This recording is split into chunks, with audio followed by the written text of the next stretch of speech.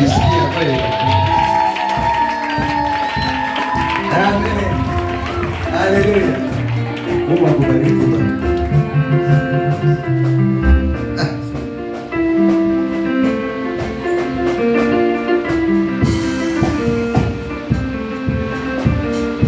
Haya, tubarikiwe so.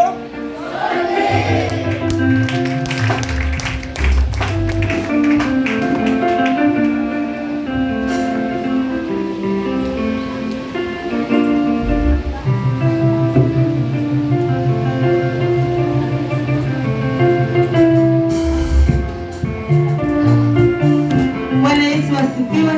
Bwana Yesu asifiwe tena. Bwana Yesu asifiwe. Leo ni siku njema, Mungu ametupa uzima na ametupa uhai. Bwana Yesu asifiwe. Makofi Yesu. Kama ni siku ya siku ya leo, tupigie Yesu makofi. Tupigie baba yetu makofi. Haleluya. Haleluya.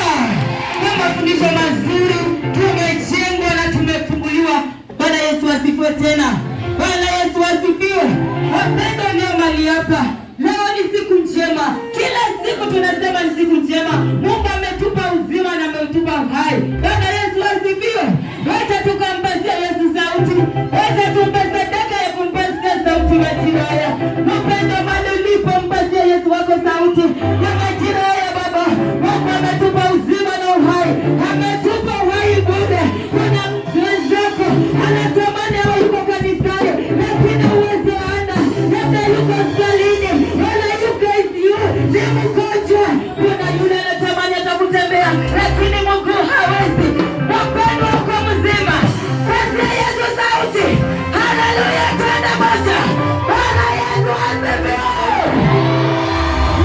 Bwana Yesu asifiwe.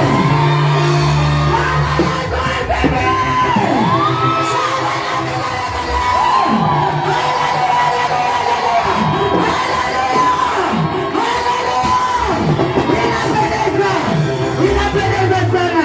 Bwana Yesu asifiwe. Kunafaa tumwonyeshe Yesu mpendo, jinsi ametupenda, jinsi alitoa uhai wake kwa ajili yetu. Bwana Yesu asifiwe. Haleluya.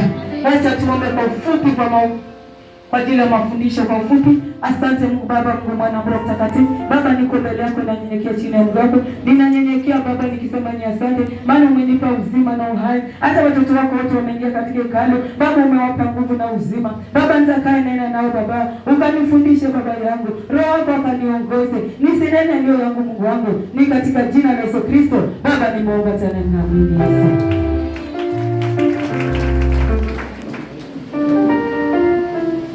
Bwana Yesu asifiwe. Bwana Yesu asifiwe tena. Wakristo tupo. Bwana Yesu asifiwe. Tumevaa mwili wa Yesu. Bwana Yesu asifiwe. Mwili wa Yesu tunapomvaa tuvae kwa matendo. Bwana Yesu asifiwe. Bwana Yesu asifiwe tena. Tunakuwa sisi kama Wakristo, sisi wana wa Mungu, tuwe na kitu kinaitwa upendo katika maisha yetu. Bwana Yesu asifiwe. Bwana Yesu asifiwe tena. Upendo na heshima pia idumu ndani yetu. Bwana Yesu asifiwe. Haijalishi wewe ni mama, haijalishi wewe ni kijana, haijalishi wewe ni baba, haijalishi wewe ni mtoto, tuwe na kitu kinaitwa upendo. Bwana Yesu asifiwe. Na tuwe na kitu kinaitwa heshima na discipline. Bwana Yesu asifiwe. Unapokuwa na heshima na discipline, utapata msaada kila mahali, utakuwa unakubalika. Bwana Yesu asifiwe. Na unapokubalika duniani, unajua hata mbinguni utakubalika. Bwana Yesu asifiwe. Utakubalika vipi? Kupitia matendo yako. Matendo yako inapopendeza mwanadamu, matendo yako, maana kunaambiwa utampendaje Mungu wakati umwoni, lakini mwanadamu yule unamwona karibu. Unapompenda na yale unapotenda, unapomlisha, unapomvisha, unapomwonyesha furaha, na unampendeza Mwenyezi Mungu aliye juu mbinguni. Bwana Yesu asifiwe. Unampendeza Muumba wako aliyekuumba. Bwana Yesu asifiwe. Hata kama uko katika ndoa, mpendeze Mwenyezi Mungu, pendeza ndoa yako. Bwana Yesu asifiwe. Pendeza mume wako, pendeza mke wako kupitia matendo. Bwana Yesu asifiwe. Maana Mungu aliunganisha mke na mume wakawekwa mwili mmoja. Wanaambia mama atawacha wazazi wake, binti atawacha wazazi wake, atakutana na mume wake na watakuwa mwili mmoja. mmoja. Bwana Yesu asifiwe. Mnapokuwa mwili mmoja, katika ile mwili mmoja mnastahili kuwa na heshima mahali pale. Kunastahili kuwa na upendo. Hakuna vile utasema unanipenda na uniheshimu, unaniheshimu na unipende. Bwana Yesu asifiwe. Bwana Yesu asifiwe tena. Heshima ni kitu muhimu. Heshima ni kitu muhimu mpendwa. Heshima ni kitu muhimu. Bwana Yesu asifiwe. Tuwe na heshima na tuwe wasafi. Kama wamama ndani ya ndoa, mama jitahidi kuwa msafi hata kwa nyumba yako. Bwana Yesu asifiwe. Na si usafi tu, na tuache pia mdomo. Bwana Yesu asifiwe. Maana mdomo imekuwa ni chanzo, imekuwa sumu pia ya kuvunja ndoa. Tunashika maneno ya marafiki tunaenda nayo katika ndoa.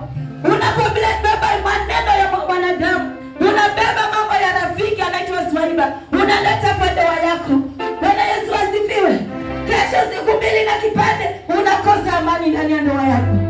Ndoa ilikuwa inanawiri, lakini kuliingia kidudu mtu ambao ni watatu ameingia katikati kuvunja ndoa. Bwana Yesu asifiwe. Mpendwa, jiangalie ni rafiki gani unatembea naye. Ni rafiki yupi anakuletea maneno gani? Wewe mama unakaa na mama mwenzako, yule mama unapoketi naye, ni mafunzo gani mnafundishana? Bwana Yesu asifiwe. Anakurekebisha ama anakutoa kwa ndoa yako? Bwana Yesu asifiwe. Bwana Yesu asifiwe tena. Rafiki mwema na rafiki mbaya utamjuaje? Utamjua kwa maneno, utamjua kwa matendo. Bwana Yesu asifiwe. Unapokaa naye kuna maneno anakuambia ikuridhishi.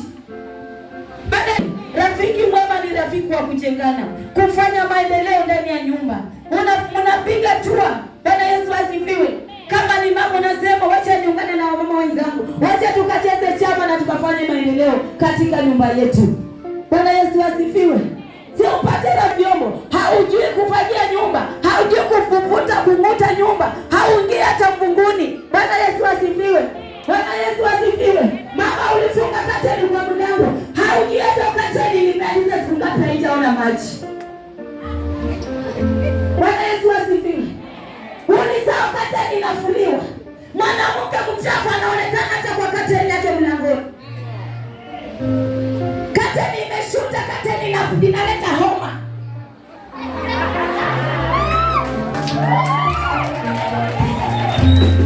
Bwana Yesu asifiwe.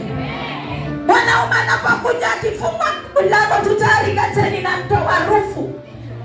Omena ili mtoto amepitisha mkono ya omena. Bwana Yesu asifiwe. Amekula kamongo hapo, baba hapo, kabeji hapo, mama kateni inanuka. Ishwi. Kwa mama tuache kujisahau. Bwana Yesu asifiwe. Funga kateni yako safi hata kama ni ya mtumba. Bwana Yesu asifiwe. Dirisha imejaa vumbi. Kikicha mama kiguna njia kwa umbea, kwa jirani, kwa swaiba. Waambie mama. Unajisahau kutengeneza nyumba yako, unaenda kutafuta marafiki wa kuvunja ndoa yako. Bwana Yesu asifiwe. Kukuta dirisha yako, fagia ile dirisha. Ondoa zile vumbi, badilisha kateni. Unaongoja mwanaume akunulia kateni? Kwa mama tupo. Wenda Mungu alijalia mume wako akakunulia makosa. Unangoja pia kunulia vitambaa? Bwana Yesu asifiwe. Unangoja pia kunulia kitambaa utandike kiti?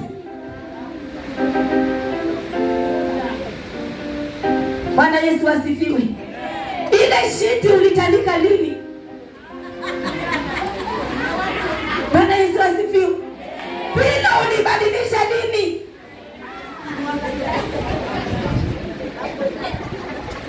Kule chini ya kitanda kunatoka ile inaitwaje? Yale mabu. Unasikia kushutu unafikiria ni nini, kumbe mabu imetoka chini ya kitanda mama mwezi mpaka mwezi hujafagia mvunguni. Bwana Yesu asifiwe. Ikizidi pia papa umezongeza chini ya kitanda. Wamama kuna ndoa zinavunjika kwa ajili ya uchafu. Bwana Yesu asifiwe. Mwanaume alikupenda akajitahidi, lakini tabia imezidi. Ulipendeza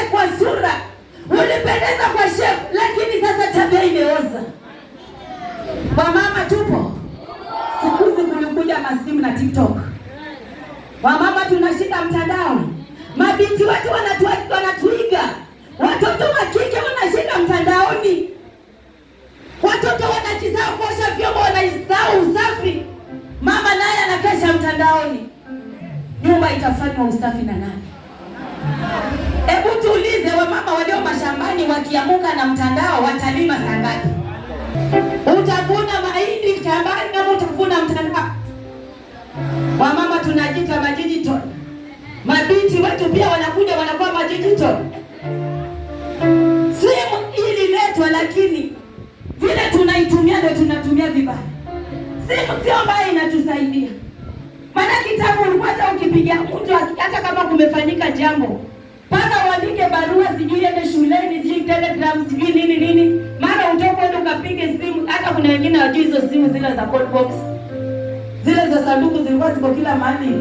Ziko kila mahali town. Call box. Lakini sasa ni halo hapa. Wanted nitumia pesa tuma. Bwana Yesu asifiwe. Bwana Yesu asifiwe tena. Kwa mama tunajisahau jukumu yetu.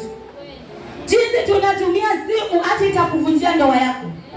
Simu iwe na muda wake na wakati wake. Mama uko jikoni unapika, uko kwa Facebook. Kitunguu inaungua bado una chat. Bwana Yesu asifiwe. Mwanaume wako anangoja chakula bado una chat. Subiri kwanza. Facebook, Twitter. Imekuwa Mungu wetu wa siku ya leo, ndio tunamwabudu. Bwana Yesu asifiwe. Tunaabudu bundle na sio kuna mabundle.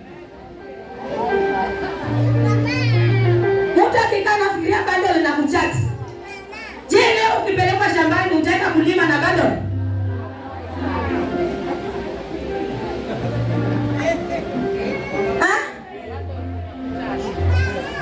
Wamama tuko wapi? Wamama tujirekebishe. Tujenge ndoa zetu za kuwa safi. Mwanamke mwema usafisha mume wake akakuwa msafi.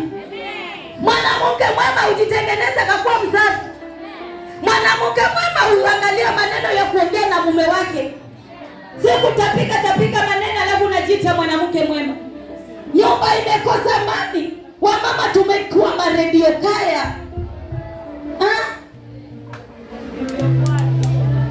Mwanaume ametoka kazini na pressure yake ikifika kwa nyumba the pressure imezidi. Bwana Yesu asifiwe.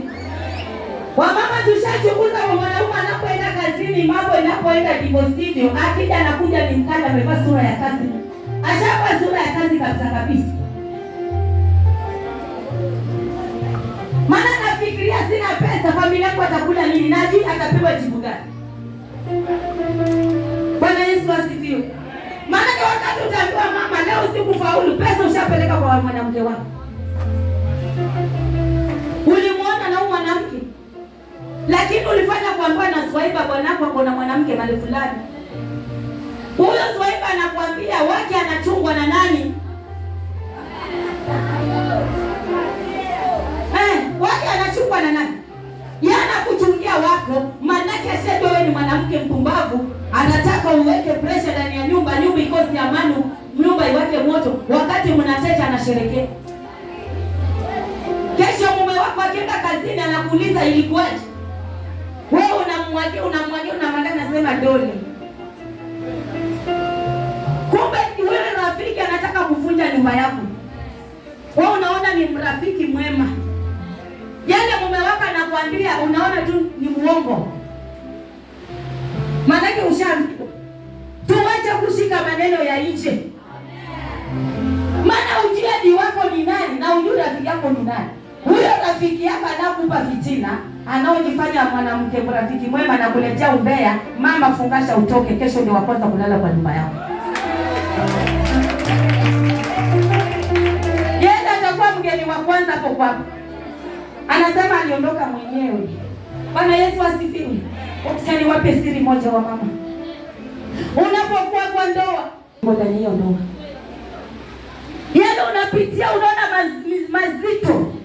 Pale kuna siri ya ndoa, ajue ni paya nyumba. Vile unapotembea na mume wako, mnatembea mnafanya, mtu anatamani ile ndoa. Kuna binti pia anatamani pia ingie kwa ndoa, maana yake hajaingia huko akayaona. Bwana Yesu asifiwe. Sasa unakaa unasema haya, mimi mume wangu sijui yuko vipi, mume wangu sijui yuko vipi, mume wangu sijui yuko vipi, mume wangu sijui yuko vipi. Maneno hutengenezwa na kuna msamaha. Muombane msamaha, mrekebishane. Bwana Yesu asifiwe. Kuna mtu anatamani uondoke. Wacha niwaambie siri moja. Kama mimi mama maombi niliyapitia. Kuna mwanamke alikuja akaniambia bwanako alikuja kunitongoza mwenyewe na sisi tunangoja mwanaume wa kututongoza. Sikupata mume wako. Wamama mpo? Jueni kuna wamama wanangoja mabwana zenu. Bwana Yesu asifiwe. Fungasha. Ondoka. Kuna mwingine anangoja hapo mlango. Wako standby. Na anaja na kuolewa na mume wako? Anaja na sense.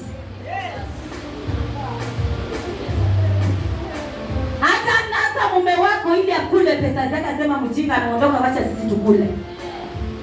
Mmoja akasema mwanamke wanameletewa pesa na mwanaume wake wa kando wanaita borongo wa mama. Tunajipoteza. Mwanamke mwenzake anakuambia tafuta borongo ya kazi gani? Mnajua maana ya borongo ni? Hamjui. Mwanamke ambaye anajiita mwanamke mwerevu anadanganya mwanamke mjinga, anatuambia tafuta borongo. Borongo ni mwanamume wa nchi. Mwanamke sio stabili kwa ndoa yake, ako kwa ndoa na anatembea nje. Bwana Yesu asifiwe. Ndio ndoa yako inaingia kwa moto na haujui. Unafikiria unatengeneza na ndio unaharibu. Yule mama akasema, "Sasa ameniletea mwenyewe." Kama ameshindwa kupatia mke wake na ameniletea, si mimi nachukua. Wa mume mupo, wa wazee mupo. Nyinyi wacheni mabibi zenu mpelekea wanawake pesa nje bure tu, zikaliwe bure. Maana umekosa uaminifu na mke wako. Umekosa uaminifu kwa ndoa yako. Ndoa inajengwa na watu wawili, haijengwi na watu watatu. Huyo mtu watatu unamuingiza kwa ndoa yako ni wakazi gani? Bwana Yesu asifiwe. Utafanyaje maendeleo wakati kuna mtu watatu ndani ya ndoa? Mwanamke mmoja tena alikuwa ni mtu nilimuuliza kuna kabila, nilimuuliza kwa nini kuna kabila fulani hawapendi kuoa mabibi wawili. Akasema kuoa bibi wawili ni kuleta umaskini mkubwa. Kuoa bibi wawili ni kuleta hii kabila inapenda pesa hii. Kuleta umaskini ndani ya boma. Sasa hawa mabibi kama watatu wenda kwa boma yako, sijui una mashamba ngapi? Unaona ni ufahari, sio ufahari, hali umaskini ndio bado unaleta kwa boma yako. Kana mke wako yule umepewa na Mungu. Mkristo mke ni mmoja. Mbona pete mbili moja. Heshimu ile pete takatifu. Wale watoto utapewa na yule mke wako ndio baraka zenu. Jengeni boma yenu, mfanye maendeleo yenu pale. Mungu ataonekana mahali pale na mtamiminiwa baraka. Kesho ile boma itaitwa boma ya ubarikiwa. Kwa nini unaleta vita vya mashamba ndani ya boma yako? Bwana Yesu asifiwe. Wamama, wazee, heshimu mke wako, heshimu mume wako. Heshimu ndoa yako.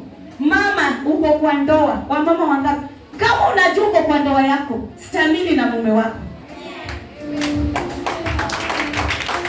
Wacha kuruka. Magonjwa yanakungoja.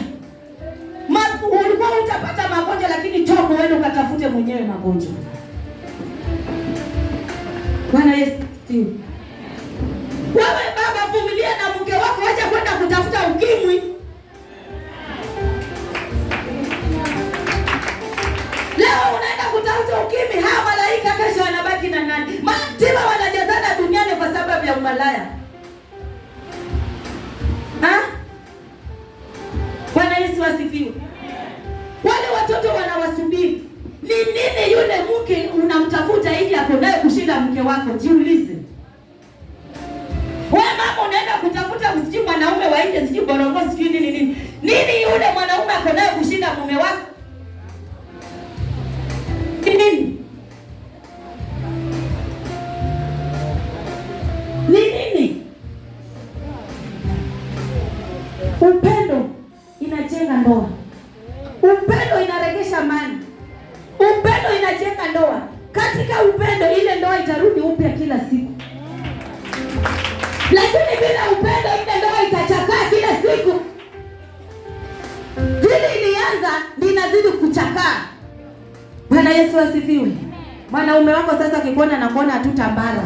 Maana yake umejaza maneno wa stress, mama umejaa kifua ma stress, unashindwa hata kuoga. Unjui? Hata kushika mwiko kupiga simu, una stress mama, unaona mwiko mkono haina nguvu. Mkono haina nguvu kwa sababu ya stress. Mama jiamini ulio katika ndoa yako, jiamini kama mama. Bwana Yesu asifiwe. Ninawacha na moja, toka kuna mwingine mlangoni. Wema walituambia mwanaume wako anapokuambia toka mabesi toka. Manana hospitali walitufundisha. Mwambie sitoki. Wacha kufungishia vilago vyako kurushia nje. Beba utoke. Pokea baraka zako toka. Mungu atakuonekania. Maana amekurushia mwenyewe nje. Lakini toka. Labda alikuwa anakujaribu imani yako. Ukitoka na kwambia alikuwa shapanga, alikuwa na mtu wake. Mama leo unajana na mume leo mwezi kutoka. Ulikuwa uko wapi? Tunapata ulikuwa unatafuta tu sababu. Bwana Yesu asifiwe. Na yule mwanaume bibi anaondoka leo mwezi ujao. Ni kama sasa alikuwa anatafuta tu sababu. Wapendwa, tujenge ndoa. Wapendwa, umejaliwa na ndoa, jenga ndoa yako. Hiyo ni ndoa takatifu na ndoa ni ibada. Wacha kusema ninajaribu tu, niko kwa ndoa ninajaribu. Amini mama, umeolewa. Jana wangapi? Alipita wangapi? Akakuchagua wewe, akakuleta kwa boma na akasema wewe ndio mke wangu. Na akakutambulisha wazazi wake. Nukagua boma yako ni hapa mama, ukijenga boma yako. Unapojenga boma yako unajengea watoto wako makao. Amen. Kesho watoto wako watajua wanaingia wapi. Bwana Yesu asifiwe. Mubarikiwe kwa hayo machache. Waimbaji karibuni.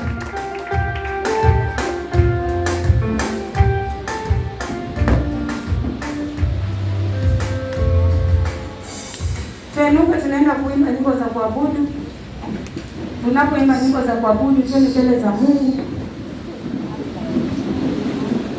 Wafungue mioyo yetu. Wewe ulio mahali hapa, fungua moyo wako. Mwambie Mungu ni asante kwa kunipa uzima, asante kwa kunifungua. Asante niko mzima kwa ajili yako, si kwa mapenzi yangu. Mwambie Mungu yale mahitaji yote unahitaji Mungu akutendee katika maisha yako, atakutendea. Anasema yeye yuko mlangoni anangoja tu upishi na ingie ndani yako na akaweze kukufungua. Karibu waimbaji.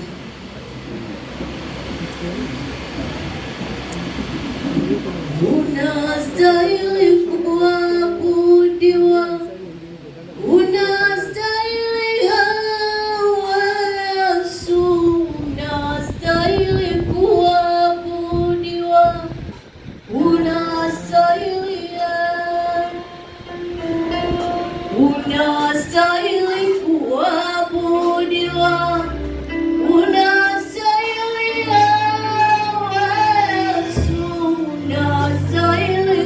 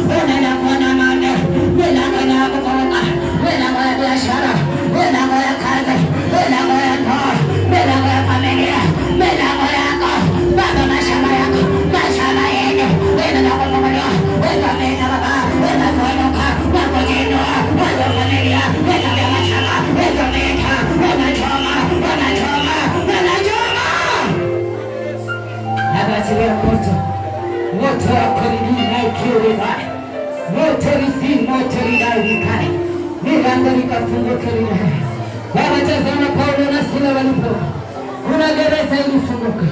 Tazama watoto wako wako Yerusalemu wanaomba Baba, milango ikafunguka, mahitaji yao ikafunguka, biashara yao ikafunguka. Waliosema wataendelea, wale wakiendelea sasa, mali wale wakiendelea, waonekana lidai, wabarikiwa libora. Fungua milango lidai, yule mwanafunzi yuko mahali hapa, fungua masomo yake, fungua masomo yake, fungua gereza yake, fungua nyota yake. Baba, kila chochote kilichukuliwa kikaenda kikafungwa, ili mwanafunzi asisome hizo vitu vyote. Baba, tunachoma kwa moto, tunachoma kwa moto, tunachoma kwa moto.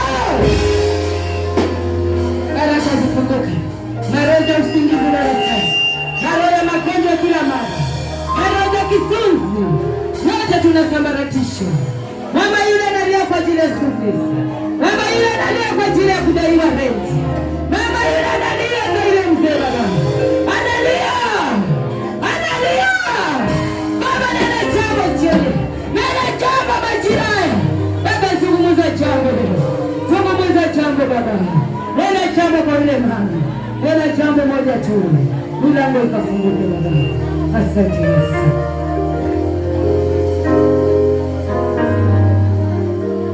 Wamebarikiwa wanaotafuta uso wake Mungu Baba.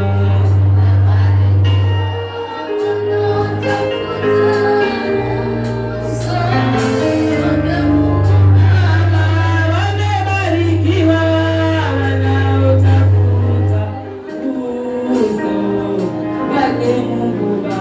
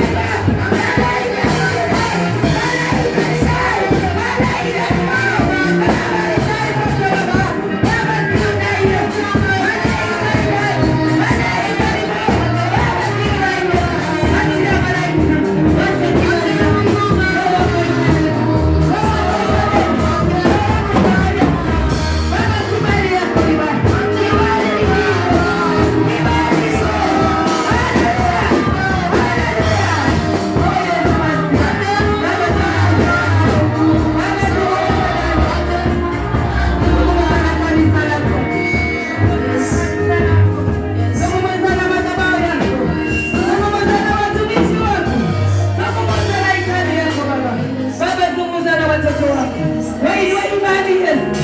Wapandisha imani. Wapandisha nini? Wapandisha kiwango. Baba wapandisha.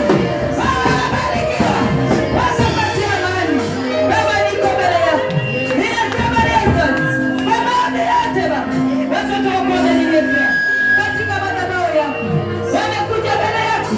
Wamekuomba. Wamekuita. Baba unajua uja kila mmoja. Songa milango ile. Baba nenda mwenyewe. Na watoto wetu Baba. Hata Yesu mimi. Baba sasa nje. Baba nenda baba yangu. Nenda na kanisa. Nenda na kweli yako. Ukamtia nguvu. Ukamjaza moto. Ukamjaza kibali. Ukamjaza bidii. Malaika bidii. Wasalikiwa naye. Baba kila malaika. Katika jina la Baba. Baba likiwa. Hata kuna kidamu. Baba lidani. Hata kuna madini. Baba likiwa. Hata kaboki. Baba likiwa. Hata bibigo. Baba likiwa. Hata Nairobi. Baba likiwa. Hata madini. Baba likiwa. Malaika lidani. Malaika lidani. Baba kiuna. Na watumishi wako. Wajaze moto. Wakubwa Baba. Niko madhabahu. Baba likiuna. Malaika lidani. Katika madhabahu. Ekatana. Baba. Baba. Baba Yesu. Baba nilina. Baba na watumishi wako. Wale wamekao. Baba ninao. Wale watumishi. Wataolewa. Wale wataolewa. Katika kanisa. Wale wataolewa. Na madhabahu. Wale wataolewa. Na wakadara. Wale wataolewa. Na wanene. Baba. Simama mwenyewe. Hata na washirika wako. Jina lako liinuliwe. Jina lako litukuzwe. Baba ninao. Hata kwa madhabahu. Hata kwa harusi. Niko katika madhabahu. Ninasimama katika madhabahu. Ninakuomba Baba. Ukanene Baba. Hata kwa ajili ya harusi. Ukatuleta Baba. Ukafungulia Baba. Ukafunga madirisha. Ukafunga baraka. Hata kwa harusi. Hata kwa vigezo. Hata kwa harusi. Hata kwa familia. Ukanene Baba. Ukanene Baba. Ukanene Baba. Hata kwa magana. Kwa magana. Baba kupitia maombi tunao. Baba tazama za mtumishi wako. Anaomba Baba. Akapate jengo lidai. Akapate jengo lililopanuka. Akapate jengo Yesu. Baba funga milango Baba. Tukabarikiwa na jengo Baba. Tukapate kanisa iliyopanuka. Tukapate kanisa iliyopanuka. Baba. Yesu Baba yangu. Neno jambo hili katika madhabahu Baba. Watoto wako wakombolewe. Watoto wako wabarikiwe. Yesu Bwana unatenda. Na unafungua Baba yangu. Sawa sawa na mapenzi yako. Katika jina la Yesu Kristo. Baba yangu.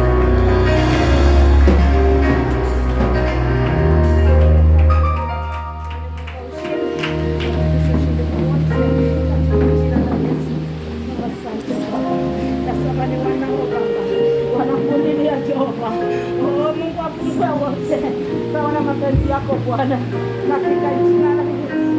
Ndiye mkombozi wa maisha yetu. Bwana Yesu asifiwe. Bwana Yesu asifiwe tena.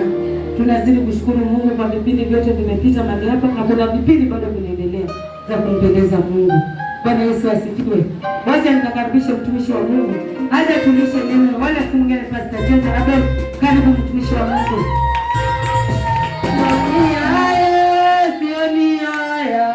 Sioni haya kwamba nimeokoka.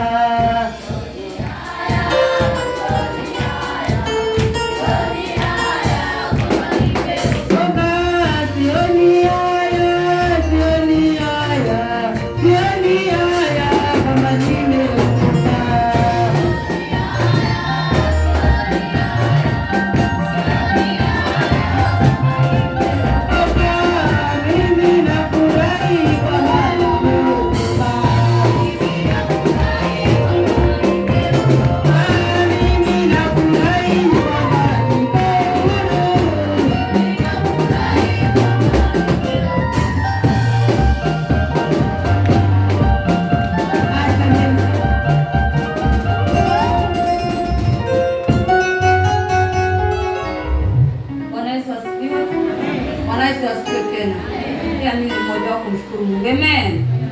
Nashukuru kwa siku ya leo. Amen. Imempendeza kusimama mbele zenu. Amen. Tunaenda tufundishane Mithali mlango wa 5 kuanzia hiyo 12.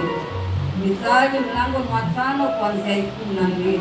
Kabla sijaenda kwa neno tena nini na niombe ngoja twende kwa neno.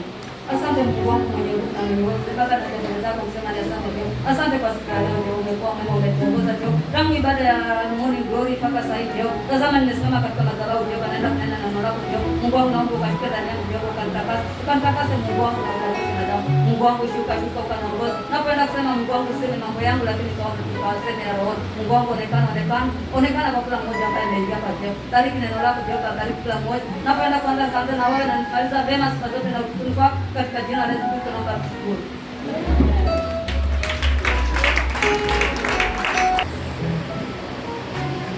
Amen.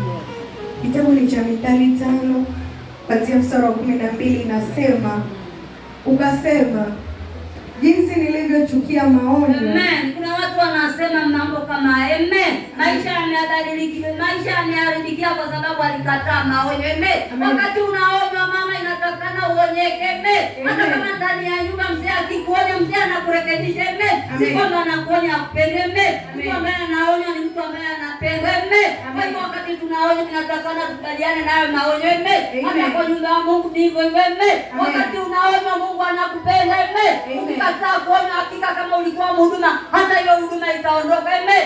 Ule ndivyo hivyo inatakana msikie maonyo. Amen. Uliye kwa ndoa, uliye ambaye una ndoa, inatakana upokee maonyo. Amen. Maonyo yakija kama ni kuonya ukaonyeke. Amen. Usiseme kwamba ni mimi peke yangu amenona. Amen.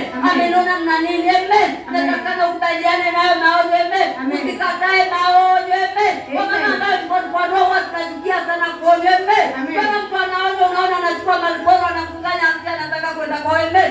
Ili yani yule mzee anataka kumrekebisha. Amen. Kwa hivyo mama, ukiona mzee anakuonya, jua anakupenda. Amen. Usikatae, tusishukie hayo maonyo. Amen. Inatusongeza mbele. Amen. Kama ni ndoa inaenda kusimama. Amen. Kupitia hayo maonyo. Amen. Amen. Na moyo wangu kadharau kukemewa. Nasikia kuna watu pia hataki kukemewa. Amen. Hataki kukemewa. Amen. Alikuwa akemewe. Amen. Ameingia kwa mzee, hataki kukemewa na huyo mzee. Amen. Na alifunganya mlango akaja kwa mzee peke yake. Amen. Hakuwa anajua kwamba atakuja kukutana na kukemewa. Amen. Alikuwa anataka atembeleze. Amen. Usikatae kukemewa. Amen. Ukikemewa, mtu ambaye anakukemea na kupenda. Amen. Hataki uharibikiwe. Amen. Maana ukiona mzee anakukemea, jua anakupenda. Amen. Mtu ambaye ukipenda huwezi kukemea. Amen. Kwa sababu anakupenda kama mke wake, ndipo sana kukemea. Amen. Uachane na hiyo mwenendo mbaya. Amen. Kwa hivyo tupokee kukemewa. Amen. Hata mimi sasa hizi nimefika bado ninakemewa. Amen. Hata sijabu jana nilikemewa. Amen. Lakini napokea hivyo hivyo. Amen. Hivyo hivyo. Amen. Kwa ndoa kudari kukemewa. Amen. Amen. Amen. Wala sikuisikia sauti ya walimu wangu. Nasikia watu wengine hawataki kusikiliza sauti. Amen. Mwalimu wakati anakufundisha hutaki kusikia. Amen. Hapa Jerusalem tuko baba yetu akiroho anatufundisha. Amen. Wengine hataki kusikia sauti yake. Amen. Akitukemea tunafunganya mlango tunaenda. Amen. Lakini kwa mtu huyo anakupenda. Amen. Wakati unafundisha na mwalimu hataki uharibikiwe. Amen. Kwa hiyo tukubali sauti za walimu wetu. Amen. Hata uliye shuleni sikia sauti ya walimu. Amen. Sio mama peke yake. Amen. Hata nyinyi vijana. Amen. Wazazi wenu saa zingine ni walimu. Amen. Wanakuambia hii tabia mwanangu naendelea naye ya kuingia kwa nyumba saa 3 ya usiku, hakika utakutana na ukiharibikiwa hapo ndio utakuja kukumbuka. Amen. Kwa hivyo tusikie hizo sauti. Amen. Wakati tunarekebishwa na wazazi tukubaliane na hiyo hali. Amen. Wazazi wetu wanatupenda ndipo sana anatukemea. Amen. Amen. Wala sikuisikia sauti ya walimu wangu, wala sikuwategea sikio langu. Sikia, saa zingine walimu hutaki kuwasikiliza. Amen. Unaona umemsha miaka 18, uko above 18, unasema wewe unaweza kuchukua kitambulisho ende mahali popote. Hutaki kusikia mzazi wako anasema nini. Amen. Nataka msikize sauti. Amen. Mzazi wako alianza akaona jua. Amen. Labda hataki uharibikiwe na maisha. Amen. Endelea na huo mwenendo, hakika utapatikwa mimba na utazalia hapo nyumbani. Amen. Lakini hutaki kusikiza kusikiza hizo sauti eme. Baadaye ukishika mjamzito ndio utasikia kwamba mbona nilikataa kuonywa na mzazi eme. Nataka msikie sauti eme. Wewe umeingia Jerusalem bado hujazaa, bado ni msichana. Simama vizuri, sikiza maonyo eme. Kwa sababu anajutia saa hii eme. Kwa sababu tuliyapata kabla ya wakati eme. Lakini saa hii uko na time nzuri eme. Maonyo unafundishwa, unakemewa. Yaani kila kitu kinafundishwa hapa Jerusalem eme. Kwa hiyo wewe mwenyewe uzingatie hayo maonyo eme. Mwalimu anapokufundisha, sikiliza nini mwalimu anakuambia eme. Amen. Wala sikuwategea sikio langu walionifundisha. Nasikia hutaki kusikia eme. Kwa sababu umemea kifua kimekuwa kama mapapai. Hutaki kusikia mama yako anakuambia nini ama baba yako anakuambia nini eme.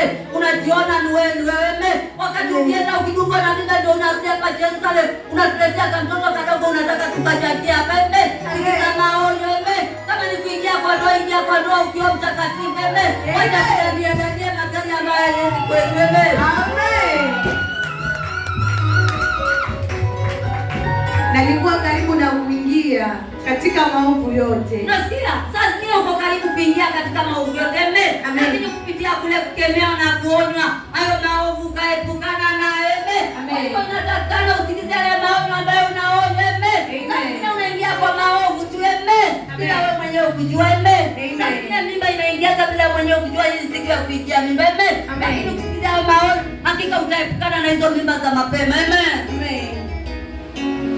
Nalikuwa karibu na kuingia katika maovu yote, katikati ya mkutano na kusanyiko. Unasikia? Katikati ya mkutano, ukiona watu wamekusanyika huko hapo eme, unachangia mambo maovu eme. Lakini kupitia hayo maonyo eme, unajirekebisha, uweze kukubali kuingia katika mkutano na kusanyiko la watu eme. Kwa sababu ukija hapa Jerusalem, unaambiwa sheria vile inatakana uenende eme. Tulia, kama ni mpango wa Mungu, ngojea ndoa yako takatifu eme. Unatulia, unangojea siku ya Mungu eme. Unaingia katika hayo maovu eme. Amen. Unywe maji ya birika lako mwenyewe. Baba, unasikia unaambiwa nini eme? Inatakana unywe maji ya birika yako mwenyewe eme. Wacha kuangalia birika ya jirani eme. Jirani akitoka wewe ndio unamkodolea Biblia yake ema. Inatakana ukunywe maji ya birika yako eme. Na utosheke nayo maji eme. Watoto peke yake eme. Nyinyi wa baba kwanza mko na tabia mbaya sana eme. Kama mzee na sabani wewe ndio unamnyemelea Biblia yake eme. Unasikia? Kunywa maji birika yako eme. Hata kama ni machafu kunywa hivyo eme. Hata kodolea birika ya watu wengine eme. Kila maji unataka kuyaoje eme.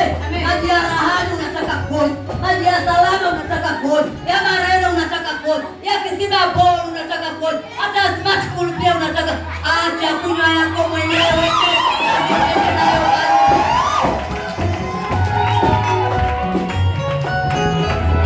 Amen. Unywe maji ya birika lako mwenyewe na maji yenye kububujika katika kisima chako. Unasikia hiyo ambayo inabubujika katika kisima, hata kama ni machafu tosheka nayo eme. Kwa mwenyewe eme. Hakuna mtu alikuchagulia eme. Ulipenda mwenyewe hiyo birika eme. Kwa hivyo vile inabubujika katika kisima chako, natakana kuyakunywa jinsi alivyo eme. Wacha kutamani birika za watu wengine eme. Ili mtu ametengeneza kisima chake kivipi eme. Usitamani kisima cha mtu mwingine eme. Kunywa yale yako, kama ni alcohol, kunywa hayo eme. Amena na marere fresh water eme. Alcohol kwa sababu ulichimba alcohol yako mwenyewe.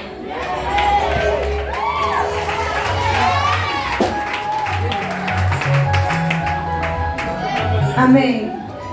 Je, chemchemi zako zitawanyike mbali? Nasikia unaulizwa kwa hizo chemchemi zako zitatambunika mbali eme. Hizo chemchemi zako ambazo umezima zitachezea hapo kwa hapo tu. Hakuna chemchemi ambazo zitaenda mbali eme. Kwa hivyo ndio utosheke na hicho kisima ambacho umechimba eme. Na chemchemi zake zitakaa hapo hapo eme. Hazitatoka hata nje ya mlango eme. Zikitoka nje ya mlango labda umezituma mboga huko eme. Kwa hivyo tosheka na hicho kisima ambacho umechimba eme. Amen. Je, chemchemi zako zitawanyike mbali na mito ya maji katika njia kuu? Asitaenda barabarani eme. Umeweka kwa nyumba, jua huyo ndiye wako eme. Hata kuangalia visima za watu wengine eme. Hazitatawanika mbali wala hazitaenda barabara kueme. Zitatosheka mahali viko eme. Vile vile ulivichimba ndivyo hivyo zitatosheka jinsi vilivyo eme. Amen.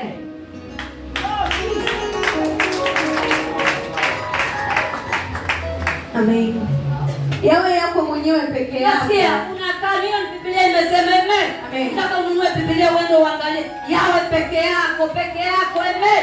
Yasiwe na mwenzako amen. Hayo majini yako amen. Hata kama ni ya boho hiyo ni yako amen. Kwa yakae yako peke yako na yakutoshe jinsi alivyo amen. Wacha kudania maji ya marere na wewe utachukua maji ya marere amen. Tosheka na maji yako ya boho ni maana amen. Tosheka na kile ambacho uko nacho amen. Wacha kudania maji ya salama amen. Ile ni boho ya mtu mwingine amen. Na ingetuzwa na mtu mwingine amen. Wewe hapo utaki kuyawekea hata utakaje amen. Unachukua na bakteria amen. Kama tunaona inaweza mpaka ndio wakati na useme muda yako na wewe uelekee dawa amen. Amen. Yawe yako mwenyewe peke yako wala si wageni pamoja nao. Nasikia unaambiwa msichanganye na wageni amen. Wewe umezoea kuchanganya maji yako na wageni. Biblia inakataa uchanganye maji yako na wageni amen. Tosheka na ile maji umechimba amen. Ile ndio maji yako amen. Wala usigawie mgeni maji yako amen. Hata kubebaje kama unamgawia maji yako amen. Na wewe ndio ulichimba amen. Na kwa mnashare maji yako na mtu mwingine haifai amen. Kama maji yako inatakana yakae yako peke yako amen. Hata klasi yako ikae yako peke yako amen. Share na mtu mwingine amen. Hata kuletea mabakteria ambayo hujui ametoka wapi amen. Chemchemi yako ibarikiwe, nao mfurahie mke wa ujana wako. Nasikia mfurahie hicho kisima ambacho ulichimba wakati wa ujana wako amen. Mimi na baba ndio naambia amen. Iko kwa nyinyi baada amen. Niko na mtabia za kutangatanga amen. Tosheka na ile kisima ambacho ulichimba wakati wa ujana wako amen. Naambia umfurahie yule mke wa ujana wako amen. Wacha furahia kwa mama ntilie ukwebe. Kwa sababu anaongeza tu amen. Furahia yule mama wa ujana wako.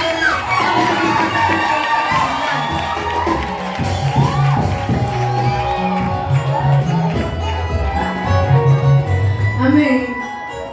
Nao mfurahie mke wa ujana wako. Nasikia furaha iko kwa mke wa ujana wako amen. Mama ntilie anatilia lakini hakuna furaha yote amen. Nataka umfurahie yule mke wa ujana wako amen. Wakati mlikutana mke wa vijana mfurahie huyo amen. Leo hata kuondolea msima na watu wengine na amen. Nakwambia furahia mke wa ujana wako amen. Biblia imesema amen. Mke ambaye ako na furaha yule ambaye umeanza naye maisha amen. Mama ntilie mpango wa kando zote hazina furaha yote amen. Kwa hiyo furaha inatakana umshangilie mke wa ujana wako amen. Amen. Ni Ayala apendaye. Nasikia Ayala ni mzee anapenda amen. Ayala ni mzee anapenda amen. Sibona usemi ninapenda amen. Amen. Ni Ayala apendaye na paa apendezaye. Nasikia paa ni mwanamke anapendezwa amen. Anapendezwa na ile mzee ambaye amechimba kile kisima amen. Ayala anapenda lakini paa naye anapendeza amen. Tukiwa kwa ndoa sio tunapendeza amen. Nani afurahi ndoa yake hapa amen. Unafurahia niposa mpaka saa yupo hapo amen. Kama ufurahie ungekuwa umeenda kweli amen. Na kwa sababu unaifurahia unaipenda niposa uko mpaka saa hii amen. Mpaka munzi zimejaa kwa kichwa amen.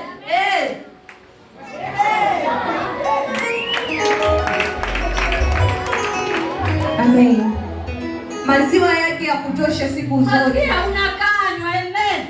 Mzee mahali hapa unaambiwa maziwa haya yafanye nini? Ya kutosha siku zote amen. Hata kama haitoki sasa ng'ang'ana nayo ya kutosha amen. Siku zote amen. Haya kuangalia kwenye jirani amen. Maziwa huyo mama ikutosha siku zote amen. Biblia mimi nimesema amen. Maziwa iko hapa kwa Biblia. Hamtaki kusoma Mithali ndiposa inaogonga amen. Someni kitabu cha Mithali ndio mjue nini iko hapo ndani amen. Maziwa ya mke wako ya kutosha siku zote amen. Unaenda kutosha na maziwa ya mama ntilie. Kama ntilie atakutilia siku ngapi amen. Hayo ya kutosha hapo ndani ya nyumba amen.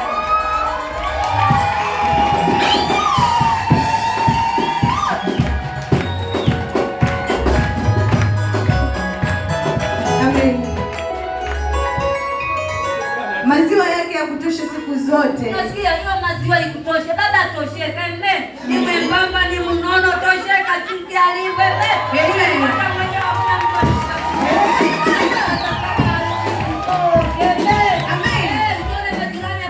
yake makubwa wewe unapenda kusheka na yale yako kumembamba kama yeye angeme. Sheka kitulingeme.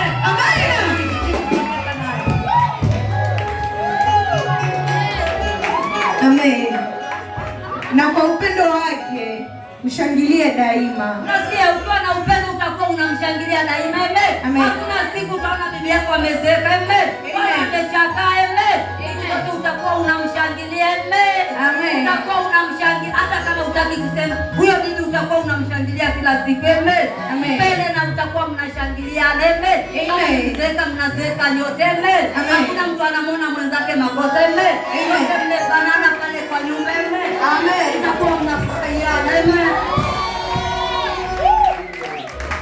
Mwanangu, mbona unashangilia malaya? Unasikia, unakanywa baba, unakanywa, unashangilia malaya. Badala ushangilie bibi, kushangilia malaya huko Florida. Achana na hiyo tabia. Na ile tena ni Biblia imesema. Amen. Bali kushangilia malaya. Wakati uko na kisima ndani ya nyumba inatakana ukishangilia hicho ambacho ukishiba mwenyewe. Amen. Kushangilia malaya. Achana, hata hiyo jina inaniaibisha mwenyewe. Acha kushangilia huyo mtu anaitwa malaya. Msimshangilie sana. Atakuletea aibu ndani ya nyumba. Ni mzuri kweli kwa sababu rangi zake amenunua dukani. Ndio mnunulie zake dukani. Kama unataka umshangilie, nunua naye kama ni hii ya nyuma, mpake naye alete sawa.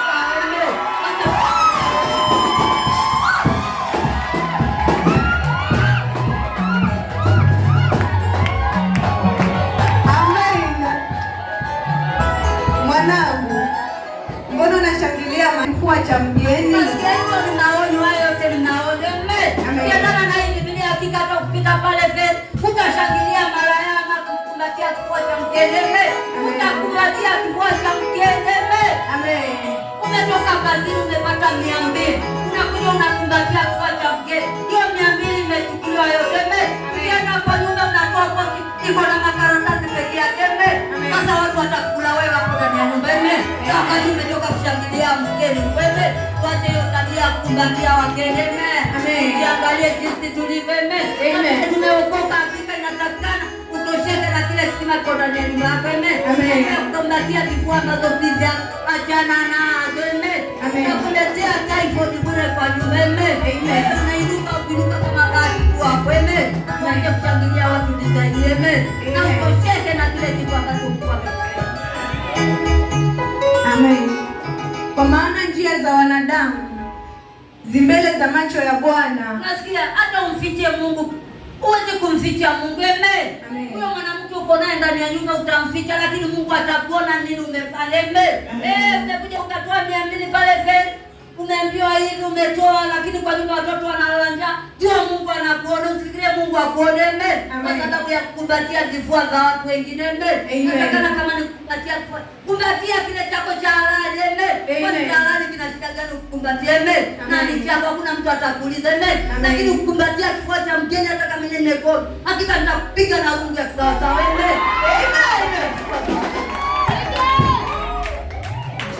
Amen. Kwa maana njia za mwanadamu zimbele za macho ya Bwana, na mionendo yake yote huitafakari. Nasikia mienendo yako vile unatembea, unadanganya watu umetosheka na kile kisima umechimba. Mungu akiwa mbinguni anazitafakari, anasema unasema uongo. Na iko siku atawekwa wazi. Israeli kukumbatia kifua, lakini iko siku utaibishwa hapo mtaani. Kwa sababu umeenda kukumbatia kifua ambapo si vyako. Utawekwa wazi na Mungu. Amen. Maovu yake yeye yatampata mdhalimu. Nasikia ukiwa mwovu hakika maovu yako yatakupata wewe. Mwenye haki hawezi kupatikana na maovu. Kwa sababu ametosheka na kile kitu ametoa na Mungu. Ukiwa mwovu kutamani kila visima ambavyo vimechimbwa unavitamani, rahani unaitamani, maji ya salama unatamani, marere fresh water pia unaitamani. Hakika hayo maovu yako utawekewa maovu yako mbele za Mungu. Maovu yake yeye yatampata mdhalimu, naye atashikwa kwa kamba za dhambi zake. Unasikia utanaswa. Sio utanaswa sababu yako atajua ulikuwa na mpango wa kale. Ulikuwa unajificha vita, lakini ikifika siku hakika utanaswa. Na itakuwa ni aibu kwako. Itakuwa ni aibu. umeacha bili ndani ya nyumba unaenda kwa mpango wa kati. Nini haiko ndani ya nyumba? Amen. Tuulize nini hakuna pale. Amen. Kama kwa mchafu mwambie aoge vizuri. Amen. Kama ni rangi mnunulie rangi za dukani tu unazipenda. Amen. Na Mungu atakubariki. Amen. Tunaona Mungu atakubariki.